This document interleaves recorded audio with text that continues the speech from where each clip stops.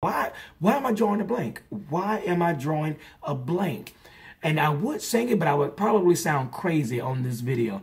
But I'm going to go for it anyway. In her arms tonight, she'll reflect it, that she love you sweeter than the day. Find one, no, not Jeffrey Osborne. Find 100 ways. James Ingram. James, I should have known that. I should have known that right off the bat.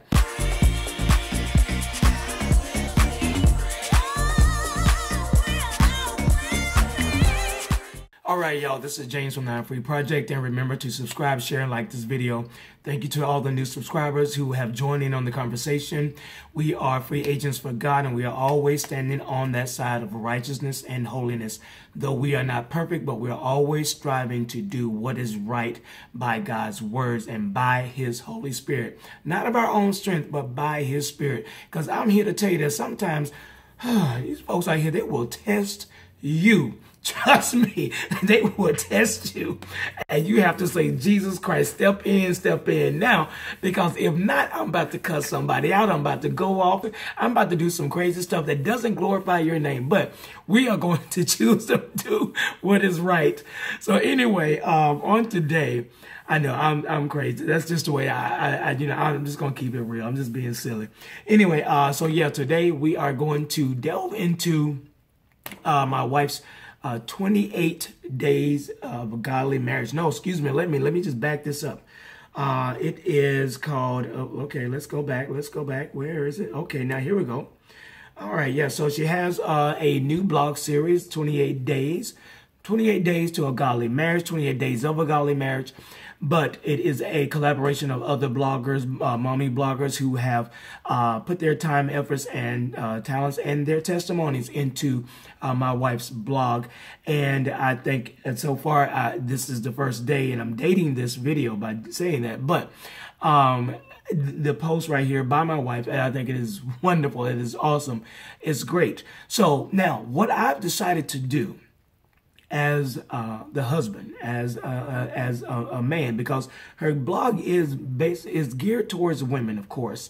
But what I wanted to do with these perspectives is to flip it on his head. Well, not necessarily flip it on his head, but address these issues from a male point of view, from a man's point of view. Because I think a lot of these are going to be, okay, these are women encouraging women. And I get that. And that's great. And that's wonderful. Praise God for it. Now, on the flip side of that, so you guys who watch me, you guys who are on my channel, you guys who have subscribed, and you're married, you have a wife, and I encourage you to even go read these as well, because I believe that when you look at these, that you read these posts, that you yourself are going to probably see some of your wife experiences, or maybe some of the things that she said before in these posts. So what I want to do was take it from a male perspective, and I want you to comment below when I make these videos, because I think what I'm gonna be able to do is to then go after the week is gone, then make a video based on some of the things I've read throughout the week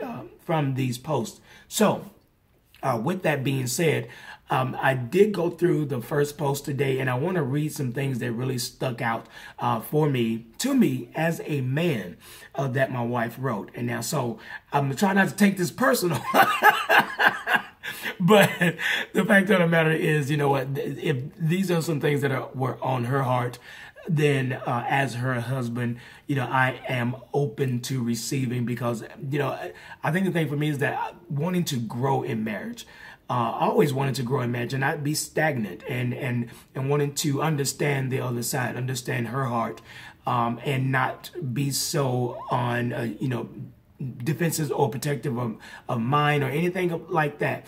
And it's a growing process, and that's the thing of becoming one. It is a process of growth together, but God knows what He's doing. God knows exactly what He's doing when He brings men and women together. The two complement each other in ways that, you know, as you all know, my background being someone who came out of the homosexual lifestyle, this experience here for me is really, I'm not going to say that is, well, no, it is new. I've never been married before, but really trying to understand a lot of the female ways in their heart and the things they look for and expect and so forth, and being put in that position as husband, as father, as man of the house, and all those things. So it's a totally different paradigm for me to be in this position and God holding me accountable as the head of this house, with all of these things that I am over from a spiritual perspective. So with that being said, here's a couple of things that stood out to me with regards to the first day of my wife's post on her website on HMPN.com, or her blog, Experience His Freedom blog. So here we go. All right, so for one, the first point that she makes is that there's an attack on marriage, and we all can agree that there's definitely an attack on marriage. I mean, you can look at it from television shows to magazine articles to video posts on YouTube. I mean, everything within the secular media is attacking marriages and diminishing the power of marriages, husbands and wives, raising children to create communities and create families and so forth. So there is definitely an attack on families. Now, one of the things that she mentions here is like, it's nothing short of devastating to see, but even worse, if you are experiencing it firsthand, then it's even more devastating. And she mentions that while no marriage is perfect, it is safe to say that when God ordained marriage at the beginning of time, it was his desire to see marriages prosper. It was his desire to see marriages thrive at a kingdom level. And I truly believe that. One thing about I've experienced in being married, is that, you know what, I understand that marriages aren't perfect. I understand that I am imperfect, my wife is imperfect, and that that each person comes with their own issues. And so, again, I think somebody said to me one time is that, it's like, people come with their own garbage. Which garbage are you willing to hold on to, and which garbage are you willing to smell and deal with? And I think that's true. What part of the garbage in your grab bag and her grab bag that you're willing to deal with? You're like, okay, you know what? It's no big deal. Understanding that, I have my own issues, she has her own issues, and how do we, make that work? And how do we bring each other? How do we get closer together despite our differences and our baggages and our issues and this and that? Now, I'm not saying that if someone has a whole bunch of baggage and issues that they haven't dealt with, then, that's all okay, well, and fine. Because, I think the deal is that, if you have some, let's say if you have some very great issues you haven't dealt with, then definitely you need to deal with a lot of those things prior to getting married. It simply helps along the way. And I'm not saying that you are not marriage material, but what I am saying is that it helps along the way when you understand and know what you're dealing with and you have dealt with those issues, as opposed to bringing them into a marriage. So don't add crap into it when you don't have to add crap into it. So try to make it as easy as possible. Now, here's one thing that she also mentioned is that expectations are not met. Expectations are met, feelings get hurt, arguments ensue, and the enemy is right there waiting to take advantage of any perceived moment of weakness. One myth she wants to dispel is that the enemy is not just after your husband, and for us guys, is that the enemy is not just after your wife. He's after you and your entire family. Remember, the enemy comes to steal, kill, and destroy anything that represents God, and he would use the most slick tactics in order to do so. So you have to be careful, you have to be mindful, and you have to be aware of the enemy's devices, because they come in all forms and fashions. It doesn't necessarily mean it's just a person. It could be a thing. It could be your job. It could be your desires outside of the home, in terms of, let's say, if you like to go, play football or go to the gym and or you have a pursuit of making a lot of money and this and that. And here you are making money all day long, but you don't spend time with your family or your kids, but your bank account is sitting on full. You have to understand those things leave damaged people in the wake of all of your pursuits. So there are damaged people sitting behind all of that. Yeah, you accomplished this, but at the back end of that, who got hurt? Who's being hurt? The people who depend on you most, who are missing you, although you're providing, but they are missing your presence, because you can't put a dollar sign on daddy being at home. You can't put a dollar sign on mama being in the house. And you can't put a dollar sign on family being together. You really can't. You really can't do that. So when I think about that, so I think about, there are times, when I want to go out and do this and I want to go and do that and so forth. But I'm telling you, my sons really enjoy me being at home at times. They really enjoy me being there. I could go to the gym almost every day, and from the looks of it, I need to go back to the gym. But that wintertime hibernation thing, you know how that puts on the pounds. But I think for me is that one thing I do not minimize is the importance of my presence around my boys.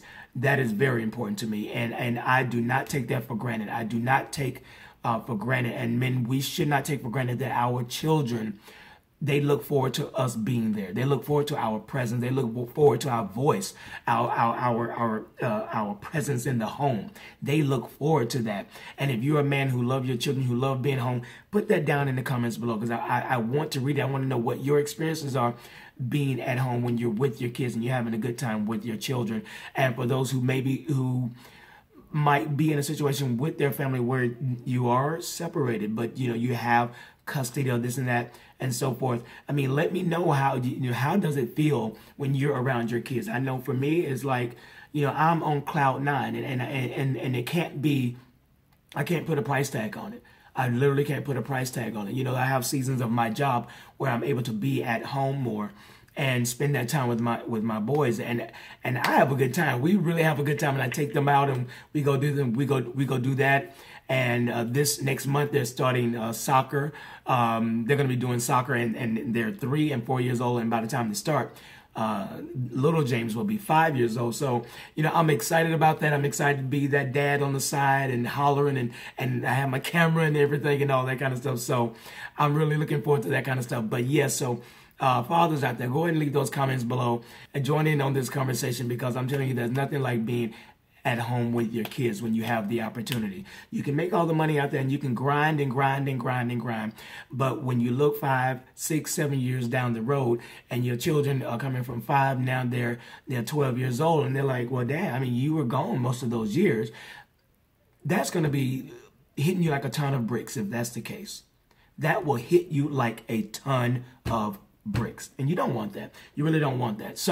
But anyway, so she goes on to say that it's her sincere hope that you read these posts day after day. Men, women, families, read these posts day after day, and that you will get a sense of God's presence. And that if you don't already know, and you'll come to learn how good and faithful God is. Things can always be better. Whatever the situation is, we always say, things aren't perfect. But you know what?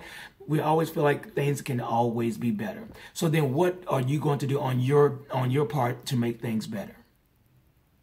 Are you going to pray? Are you going to fast? Are you going to spend time with your family more, your wife more? Are you going to do those little things? And so there's a challenge on this first day of this blog. There's a challenge on there. There's a challenge to do something different for the next 28 days. Now, that's going to be a challenge for me. I get into my man thing, and I don't want to do this and I don't want to do that. But remember the things that you did to win her. Ladies, remember the things you did to keep him focused on you. So then, within a godly manner, for those who didn't do it right the first time. But yeah, so for these next 28 days, what can you do differently to make an impact in your marriage? And this is a challenge to me as well. And I already have a few ideas, and I even said it before. I'm telling you, I was going down the road one day, this was maybe a week and a half ago, and that song by, gosh, I can't think of his name right now. Why am I drawing a blank? Why am I drawing a blank? And I would sing it, but I would probably sound crazy on this video. But I'm going to go for it anyway. In her arms tonight, she'll reflect it, that she love you sweeter than the day. Find one, not Jeffrey Osborne. Find 100 ways. I cannot think. James Ingram. James, I should have known that. I should have known that right off the bat. James Ingram. Yeah, so find 100 ways. And when I listen to that song, and I actually, as a married grown man, listen to the lyrics now. Wow, I was like, whoa, that's deep. I mean, read those lyrics. It was really deep. It was really deep. And I have a song for my wife to listen to. I really do. And I'm going to tell her that I want her to listen to the lyrics, because one day I looked up the lyrics to this song, and it's almost like the lyrics bled from my heart when I listened to the song. And I read the lyrics. So anyway, I'm going to hush up right now. But yeah, so decide to do something different for the next 28 days. Read the blog post, men. Read the blog posts from the women's perspective, and let that perspective change. And how do you see yourself in that? How do you come to a place of reconciling how she may feel and how you feel, and get to a place of where you can meet halfway? And so that's what I'm going to do. I'm going to play my part in this, and really allow what these women are writing to pierce my heart as a man, and to see, you know, have I contributed to some of the angst and the disappointments and all those things, as opposed to the building up trust, building up security, building up all those things that women really look for in a marriage. So anyway, all right. So again, join in on the conversation.